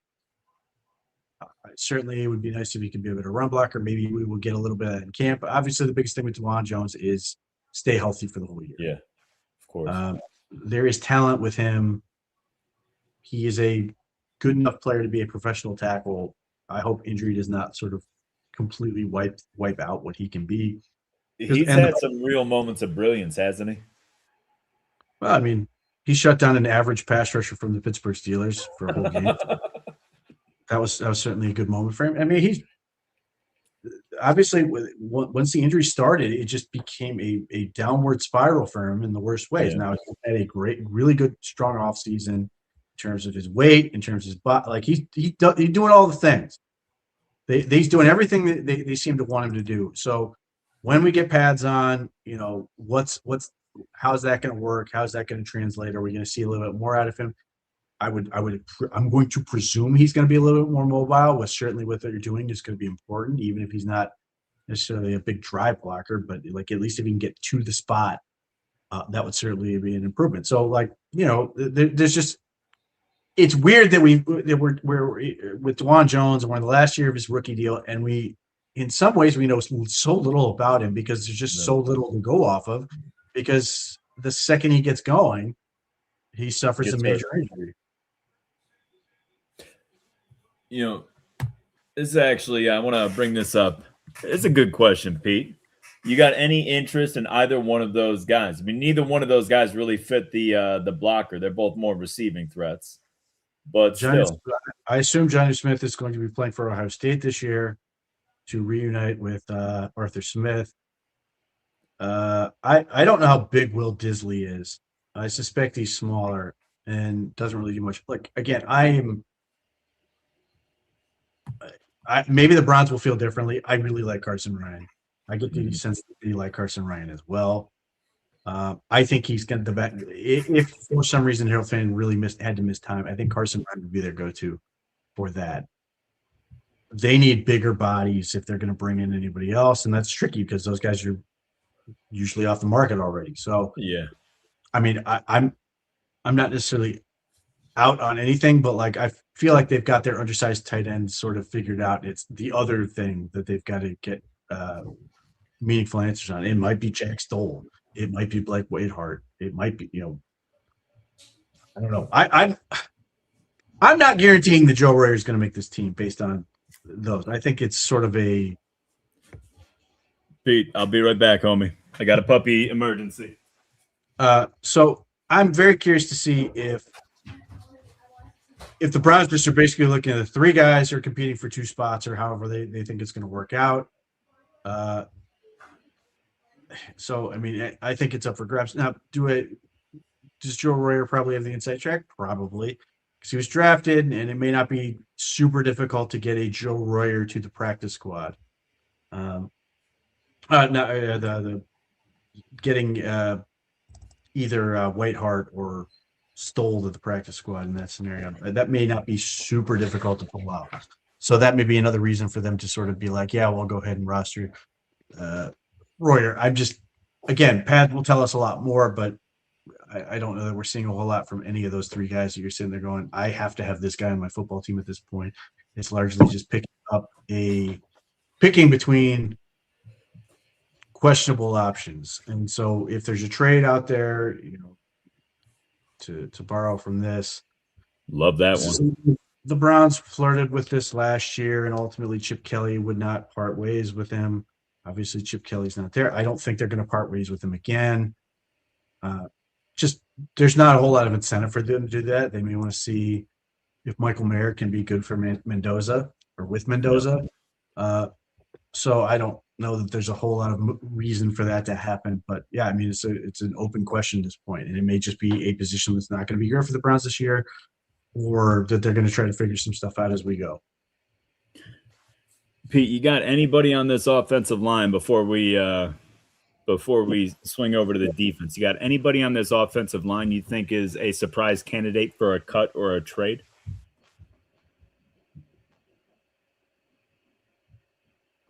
Well, I mean, I don't know that any of them would qualify for a surprise cut. I could see a world where Luke Whippler is cut. I could see a world where KT Leviston is traded. Is that a huge surprise? Yeah. Not necessarily. No, we haven't gotten that far, but like, again, pads are going to tell us a lot. The Browns have basically what seem like three options at right guard right now that they're sort of honing in on, but nobody's going to tell you anything meaningful on that because, again, pads are going to tell the story. What are they going to look like when they are going up against real competition? What is it going to look at the joint practices? Are these guys going to get ragdolled? How's that whole thing going to go? I mean, I think the surprise would theoretically be that Jack Conley's in the mix to potentially earn a roster spot. And if he does pull that off, somebody else is not going to be here. And it's a question of who's that guy who's not going to be here. So that's the big sort of unknown with this whole thing in terms of surprise possibility. And the other question I think the Browns are going to have to answer is, do they have 10 guys that are worth rostering? So that's unclear at this point. If they do, I suspect they'll keep 10. If they don't, then we shall see. I don't know that I'm there yet, but again, without pads, it's tough. Without, Luke Whippler has been not able to do anything really. Yeah. So obviously he's going to be hopefully raring to go when we get to training camp, and hopefully he can show out well and up the competition there. Hopefully we're going to get a real look at Parker Brailsford to see, can he hold up? His homework assignment, or at least one of his homework assignments for this 6 weeks, I'm sure, is just trying to put on lean weight. Get to the number they like for that. So offensive line is you're going to know the least about them, other than Zion Johnson, Spencer Fano, Austin Barber, Parker Brailsford, and Kenyon Green are all very athletic. That much I can tell you. And that's the other guy. I guess it's sort of a mystery guy. Kenyon Green. Yeah, I don't know that he's really got a great shot to make the roster, but again, his OTAs, so like, again, it's unpadded, but I see Kenyon Green running around. I'm like, yeah, he's pretty athletic. Does that mean do we have Kenyon or do we have Kendrick? Kenyon, one of them. I don't know. Right? No, I'm not that it matters. I know who you're talking about. I'm sure it's whoever I'm not saying is the right answer. Yeah, it's Kendrick. Yeah. Yeah, because Kenyon was the first rounder that went to Houston some years ago. Yeah, Kendrick Green is small, athletic guy. And again, he looks great running around. How's he going to do when he has to block and hold against big people? Unclear. So besides anybody else interesting get up into the second and first team, just rotating in and out besides Conley? Didn't Tyree Phillips get some run early in camp? It's like one of the first two lines. He's at least been in the second team as a tackle at points. Yeah. I don't know that he's ever been anything that's been necessarily the first team, though they might have thrown him in there. Yeah. I know there are people in that. I know there are people. Yeah. I know there are people in the building who like Tyree Phillips. I just don't know if he's enough. He may be a guy with friends who are like, we love this guy. We want to get him on the practice squad. We want to keep him part of this. Yeah. He's got a tough. Again, you add Spencer Fano and Austin Barber, it makes it tough for a guy like Tyree Phillips. Tyree Phillips theoretically can also play guard, but yeah, so it's tough. But yeah, there are guys in that building who like him.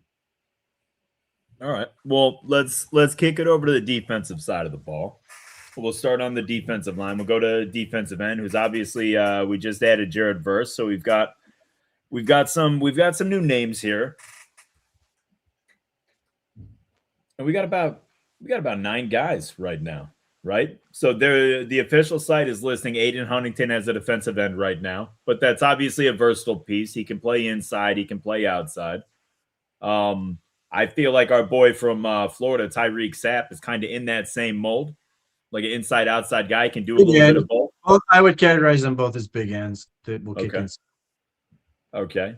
Do you know anything about this Benton Whitley from Holy Cross? I know he exists. I've seen his name out there. I don't know that Yeah. it's tough for him to do much. Like him, Especially in man, OTA. it's him. Yeah, well, I mean, he also just barely been there because Yeah. they brought him in. Make sure I got the right guy. The other him and Elijah Chapman, like Elijah Chapman, barely got to do anything at the end of camp. Benton Whitley was brought in, I believe, when they had a guy basically decided he was retiring. So I think he's been here about 5 minutes. I saw his number. I don't know a whole lot about him, so he hasn't done anything enough to like me go, who's that guy? Yeah. You know, the guy who's been here the whole time is at least looks interesting from a body type. I don't know that he's necessarily separated himself in any meaningful way. Is Corday Sidnor? I was just going to ask you about it. The Vanderbilt kid. He's a big He kid. is tall. Yeah, he's a big boy. Now, is he doing much? I don't know. But it's not difficult to find him on the field. He's a very, very tall drink of water. Okay. Now, how about Julian Aquara? He had a decent camp last year, but he just he kind of is what he is, right? I never like people kept saying, "Oh, Julian Aquara is going to make the team," and I kept saying, "No, my dude is going to make the team," and it was never a question to me. When you watch him in the preseason, like Aquara got like some like gift sack, and all these people are like, "Wow, he's doing a great job," and it was just like, "Yeah, watch this other dude who's absolutely tearing it up." Yeah. And I think Aquara is always going to be that guy who is practice squad, just doesn't really do anything to separate himself in a meaningful way. He's 28 years old at this point. I mean, I'm not going to say it can't happen because the Browns are just so thin. Yeah. On the defensive line, where like you now allow yourself to sit there and go, "Oh, Julian Aquara, maybe he can play. There's special teams ability there." Like maybe, but like if that is your situation, I don't think I think you're dissatisfied with your group. Let's talk about Alex Wright and Isaiah McGuire. Now, I feel like going into last year, I thought Isaiah McGuire was going to make a move, and Isaiah McGuire was going to hammer down the spot opposite of Miles, but it was Alex Wright that kind of stepped up and really solidified that and got his contract. Do you think he's a clear-cut starter, and they're just going to work McGuire on both sides of the ball, just kind of, rotating him in, keep everybody fresh? Or do you think they're going to continue a rotation of Wright and McGuire? I mean, it really seems like it's a three-man group with those two in first. Now, obviously, Pierce is going to be the headliner, but beyond that, it largely feels the same to me in terms of usage relative to Alex Wright and Isaiah McGuire. I think I'm sure the Browns front office or whoever is sitting there going, "Man, I hope Alex Wright is able to, or that Isaiah McGuire is sort of able to click into gear as a pass rusher and give us a compelling reason to extend him." Because he's a good run defender. He does a lot of things right, and you're just sort of hoping that like this is it. This is the year. It's gonna because he's 24 now. I mean, like this is what happens when you get these guys and you draft them 21 years old. You're like, man, it feels like this guy's been in the league forever. Well, he's 24, and in a league where people are being drafted at 24. So there's an element of you want Isaiah McGuire to take that next step, and you also can sort of sit there and go, well, he's also 24, so you'll be patient with him. But yeah, those guys are still going to rotate. Those guys are still going to be big. I mean, the nice element of it is they are so similar in skill sets. For better and worse, that it's very easy to sort of go, well, we can mix and match pretty easily. You still think there's a solid chance that they get a edge rusher to come in and complement these guys a little bit? Somebody with maybe a little more zip, a little more bend? I mean, I would like to do that. I don't know. Yeah. I mean, I'm sure. Look, the Browns are going to look at it. It's a question of who's available, what's out there, and who's interested, and it's that I can't sit here and go they're just going to be satisfied with what they have. I just don't think that they're of that mindset. They don't have somebody who's clearly stepped up to replace what they lost to the Falcons. Obviously, they lose Myles Garrett. Jared Verse is a very, very good player, but either way, you are still down relative to those two players going and Jared Verse coming in. So, yeah, that's going to be a big, big question for them to answer. I expect they're at least going to poke around and see what's out there, whether or not it yields anything. And that, again, that could be a thing where they have a player they like and trade for somebody that somebody else is giving up on or something along those lines. Maybe there's a world where that makes sense. What do you think about this name? I mean, I don't know if Hassan Riddick necessarily brings the juice at this point in a way that's meaningful, but he fits the style that I would like to add to this group. And maybe you get a little bit more out of him just by virtue of saying, you're just coming into your pass rush. We're not going to ask you to do anything else. Hassan Riddick do that. He might be a pretty good fit for what Mike Rutenberg likes to do. So I could see it. I don't know if that's necessarily the guy or if there's somebody else out there. I know people are going to be like, well, Joey Bosa. Well, okay. I don't know that that's necessarily realistic. Maybe Hassan Riddick is. Well, P went to Ohio State. Makes sense to me. Yeah. Well, he certainly loves Ohio now and definitely doesn't want to be somewhere like California. Yeah. Agreed with that. Let's talk about defensive tackle, because I'm like low key, like super concerned with defensive tackle.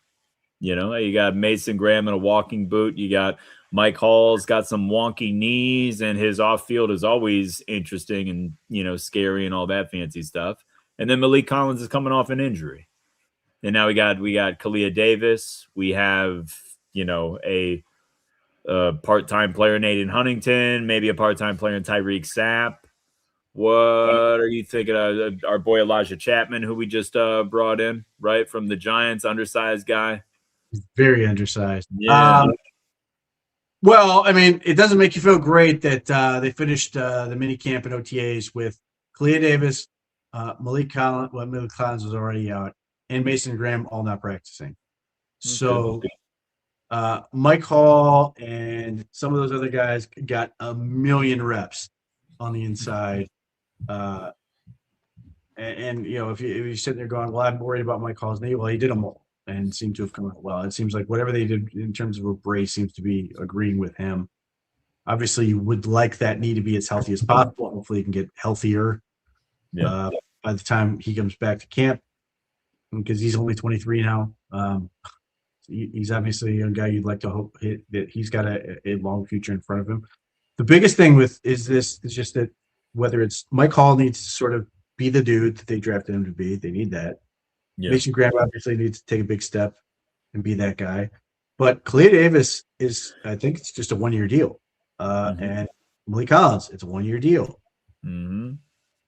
So is Sam Kamara going to make this team? I doubt they like him. He's been there. He's been there forever. It feels like. Here's the thing with Sam Kamara. Unless Jim Schwartz has a job by the time the season starts, nobody seems to care that Sam Kamara gets cut and put on the practice squad about 17 times a year. Yeah. So, I mean, and there's a weird thing to that where you sit here and go, well, we've cut you like 7 times and nobody seems to grab you, so we're going to cut you and put you on the practice squad. Like, it sucks for guys like that, but there seems to be no fear. Hey, man, practice squad's still a job.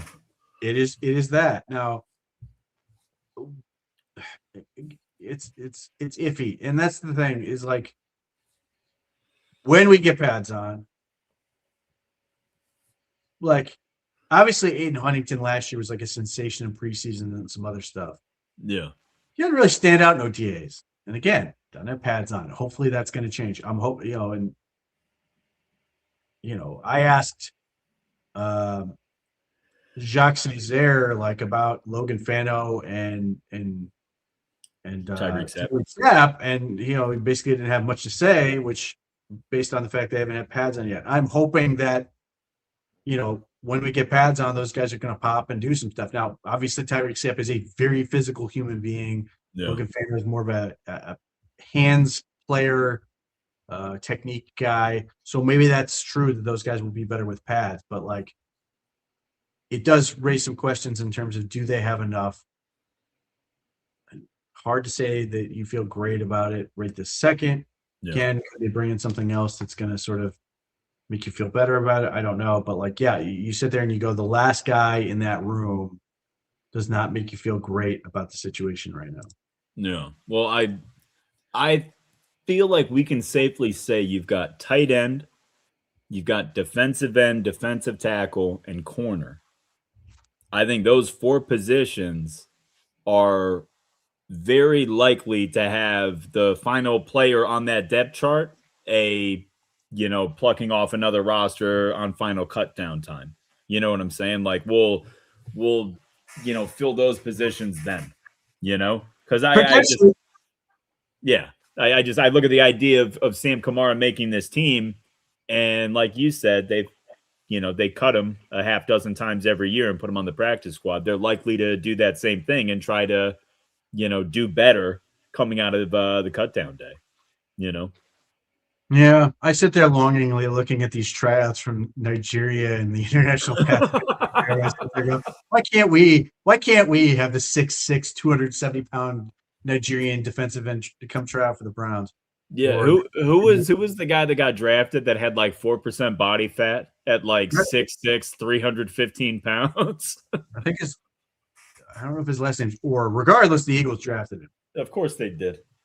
There's Howie. Howie's he's a trickster. That Howie, he's good. Yeah. All right, well let's look at linebacker, because linebacker's thin. It's top heavy, right? We love Schlesinger, we love Williams. I've never seen a linebacker room ever. What's that? No linebacker room has ever been thin. Well, yeah, because linebacker's like running back. Like you can Yeah, it is. Yeah. I mean, the thing is, like, after it's Carson Schweitzer and Quincy Williams are dudes, and you sit there and go, and everything else is what else are you going to get out of this group? Obviously, last year we were really intrigued by Buki Watson. He was having a really strong camp, really good preseason. He got hurt. He's back. He seems to be healthy and operating and doing all those things. Is he going to be able to sort of reclaim that element and potentially give them another big body physical presence? That would certainly be useful if they really, for when they need a stand backer. He's the one guy that sort of profiles to fit that position. Obviously, Justin Jefferson is young, rookie, and very small, and he's getting a lot of coaching.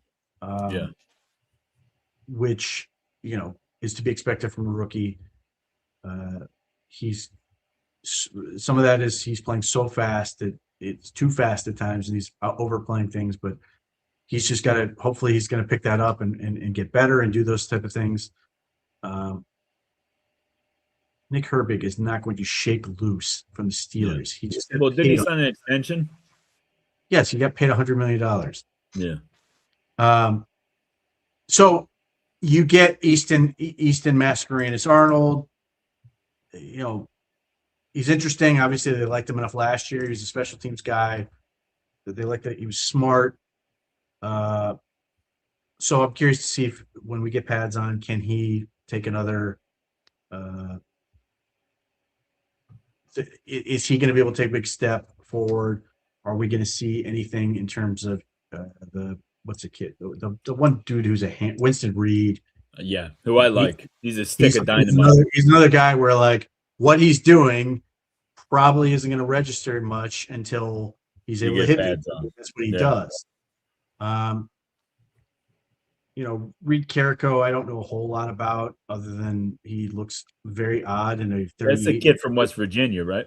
Yeah. Yeah. Yeah. So, they again, it's nondescript names at a position where one, they have the two things they need, which are two dudes, and then they've got a bunch of role players that they've got to figure out. Oh, they also have Edifwan Ulo Foshio, who's been in and out of this team at various points, who's got size, out of Washington.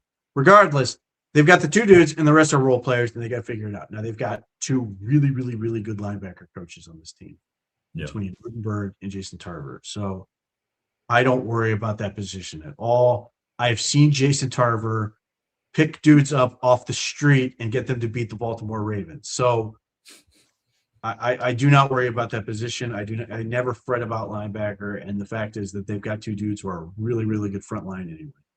All right. Well, let's talk about corner. We always talk about how corner is going to be addressed next year, right? That's like a glaringly obvious position that they're going to have to put some assets into next year. But we've got two guys that are genuinely very, very, very good football players, Denzel Ward especially. How much longer are we going to have Denzel in Cleveland? I mean, I know everything publicly on the surface right now. He doesn't want to leave. They have no interest in moving him, yada, yada, yada. That's a big contract and an aging player. I'm always concerned about that. I'm always, because I certainly don't want to lose Denzel, but I feel like the writing's on the wall that it might be on the horizon. I suspect he's going to be here till he retires, which may be in 2 years when his contract runs out. Mm-hmm. He is under contract for $20 million this year, $20.5 million next year. I don't know, the scenario in which I see, only scenario which I could see trading him would be near the trade deadline. The season has gone badly, and there's a team that's really, really desperate for corners and are willing to pay a decent amount to get Denzel Ward. Beyond that, I just don't see it. I don't know that he has much value. I don't know that there are a whole lot of teams that are going to want him because he's very scheme specific. There are risks with him, but like, I'm not convinced he's worth much to other teams. And I suspect when you weigh what is he worth to the Browns versus what he's worth to other teams, he's going to be worth more to the Browns. He's worth more to the Browns. And even if he, so I could easily see him play out both these last 2 years and then retire. And you don't think a team would want Denzel Ward, or especially? I think they would. I just think the what they're willing to give up may not be what we want or what we would need in order to move off of them. Like, let's just say, for the sake of argument, I'm not saying this is real or whatever, but let's say somebody offers a fourth round pick for Denzel Ward. Like, yeah, you can sit there and go, okay, I'll take the fourth round. Like, on some level, it feels like kind of insulting to be like, we're shipping a guy who we think is like, a huge component of the team. We're willing to take a fourth round pick. Like, it's tough. It's tough where you sit there and go, it's got to be a real deal. Like, if it's a third round pick or better, okay, I can see it. But if it's a fourth round pick, I mean, I think the Browns might be just like, unless Denzel Ward is like, please get me out of here. I want to go. I'm going to try to win this thing or whatever. I think there's an element where you sit there and you go, you take this guy who will, if he plays all the way through 20, he would be here 10 years in all, and has the fourth pick of the draft and all these things. He's made Pro Bowls and everything else, and he's going to be such a big part of your organization. If you trade him for basically like pocket change, it feels like you're insulting him at some certain point. And obviously you'd have that conversation with him and all those things. But like, I could see where like, hey, the Browns are trading Denzel Ward for a fourth round pick, and people are just like, you did what? Like, he's worth more to us than that. Like, I mean, even the Nick Chubb thing, there are people who are like desperate to sign Nick Chubb just to watch him like not do anything here. Yeah, no, for sure. And look, I get that. And I can understand the element of the fan base that would be like, well, I'd rather get something for him rather than nothing. But to me, if he wants out, you move him.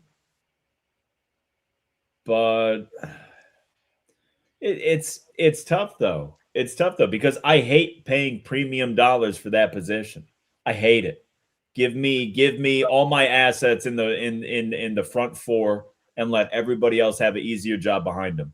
That's just how I view it. But that's not how this defense works. If you're gonna play heavy man coverage with your corners, and you're gonna say you guys are playing on an island, Yeah. you got to pay for it. Like it's either draft, whether that's financially or draft capital wise, you gotta get dudes to do that. If you want to play zone, okay, we can find guys in like on the cheap to fill in and do stuff like what you're getting from the Vikings corners or whatever.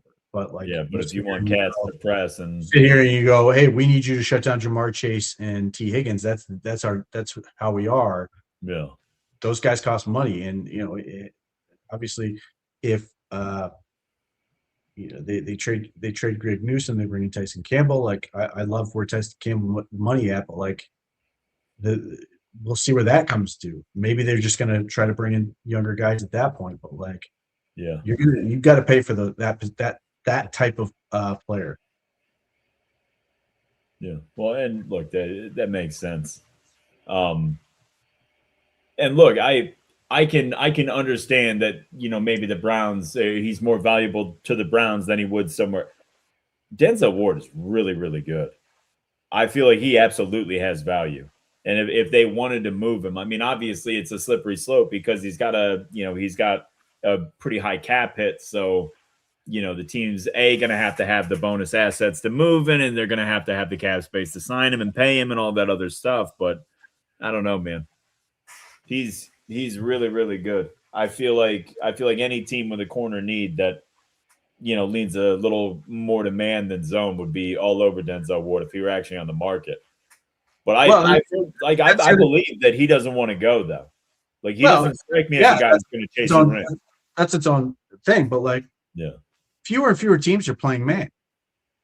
More teams are going to different zone coverages, and so that's the other part of this. How much you really want to give for a primary and coverage guy? How many teams are running stuff where you're sitting there going, yeah, this is what they do. It's like, well, the Eagles do this and the Rams now do this with what they've done, but there aren't a whole lot of teams you're like, yep, you're going to get a whole lot of cover one, cover two man or whatever. And this is what we do. Like so many teams, and obviously the Browns are going to incorporate more zone than they have seemingly.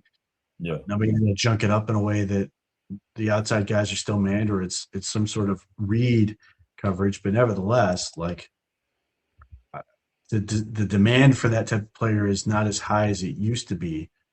So that's also a factor. Okay. Now, just to finish the roster thing, we'll go over safety really, really quick. Obviously, McNeil, Warren now and for the future is going to be a huge part of things. Grant Delpit, last year of his deal, it was widely wondered that he was staging a hold in, but he was hurt, and which is why he wasn't participating in OTAs. This is that's accurate, right? Yeah, he had a hitch in his giddy up where other guys there were jogging to different places, and he was sort of gimping along, walking very slowly. So, it doesn't look. I'm sure he would love to get a deal done and all that, but Holden does not seem to be a part of the equation or anything along those lines. So we'll see. I hope a deal gets done. I hope he gets extended. I think he's a really good player. I think he's worth keeping. But yeah, what about Ronnie Hickman? How you feel about Ronnie? Well, he's on his tender, so we'll see if that goes anywhere beyond that. I thought it was a little bit weird that it took as long as it did for him to sign that, but here we are. Yeah, and they couldn't do something else. But what was the point of that drawn out? Was that negotiations and they were talking about a long-term deal and they just kind of settled? Yeah, I don't know if they basically came to a resolution of basically saying we're not where we want to be, and so I'll sign this and we'll figure it out, or if that was never really a consideration or not. So we'll figure out where they end up on that. But the biggest thing is just getting all three guys on the field and seeing where they line up. Because we haven't gotten that yet, and that's such a big question with this. But obviously, if they're going to lean into three safeties, you need 5 active guys every week. So you are counting on more than just those 3 to be effective. So you need whether it's McMillan and Edmonds, who got a ton of reps by virtue of guys not being able to practice, or Zion Washington when he gets up and running in pads that's able to make a difference, or somebody else. They need to find a 5 guys they believe in and can count on. And I think they're going to be really good at that position. I think they'll be really happy with it. But nevertheless, they've got that to iron out. Do you like the idea of trying to extend Ronnie Hickman and keeping him in the fold, or do you ultimately think we can do better as the third part of that rotation? Well, so much of it depends on what the thought process is. Yeah. Are we saying Randy Hickman is a free safety? Are we saying he's the third safety? Are we saying he's something else? Well, I would have to assume that if we negotiate an extension, it's going to be as a third safety, right? I mean, maybe he wouldn't want to commit to that, and he would want to hit the market first and kind of gauge what his worth would be before settling for a third safety role. But I can't imagine that we're going to draft McNeil Warren and then extend Grant Delpit and be like, okay, Ronnie, you're the free safety, and we'll just rotate the other two. The dude from the Texans is making $13.5 million to do that role. So I mean, like Petrie? Yeah. Yeah. He's got $39 million extension. So like if you hit that guy, it's really important. My question is proof of concept. Are they saying that Grant Delpit and Ronnie Hickman are going to split the field? They're going to put McNeil Warren as that third guy. If they are, I'd like to see it. And if they are sitting there going, everybody's got to do everything, I'd like to see that too. So I guess I would like to see more visual evidence of believing there's a reason to extend Hickman, unless the deal is so cheap that they sit there and go, well, he's willing to sign for a really under the market deal to secure his spot. Okay, like that's at least interesting, but I don't think that's going to happen. So I want to see what it looks like before I get caught up into signing up for it, because if it doesn't work, then I'm more inclined to let Hickman walk and bring it and then go get somebody else to fill that role. But I'm certainly not ruling anything out, but I'd like, there's just very little for me to go on that goes, yes, we should absolutely sign up for this. No. Well, I mean, look, we know that we're on summer break and we just got out of OTAs. We know OTAs don't show us a ton, and look, this is all going to flesh itself out when the rubber meets the road, man. We're going to get to camp. We're going to slap the pads on. You're going to start seeing hitting. We're going to get the joint practices with the Bills. This is all going to get worked out. Pete Smith, always good, homie. Wonderful show as usual. Thank you guys so much for sticking with us. Thank you in the chat. Jeffrey Champion, Phil. I know I'm going to be missing names, guys. I'm so sorry. We appreciate the interaction. We appreciate the questions. We appreciate you guys sticking with us. Be sure to check out OBR.com. I know that Pete and Lane have been hammering the insider forums with a lot of OTA talk, a lot of quarterback stuff. Pete's got a great article out right now. Lane's got some stuff coming up this week. Be sure to get to the forums. Be sure to check out OBR.com. It is the best time of year to do it, boys. Pete Smith, always good, homie. Have a wonderful week. We'll catch you guys next Tuesday. And go Browns.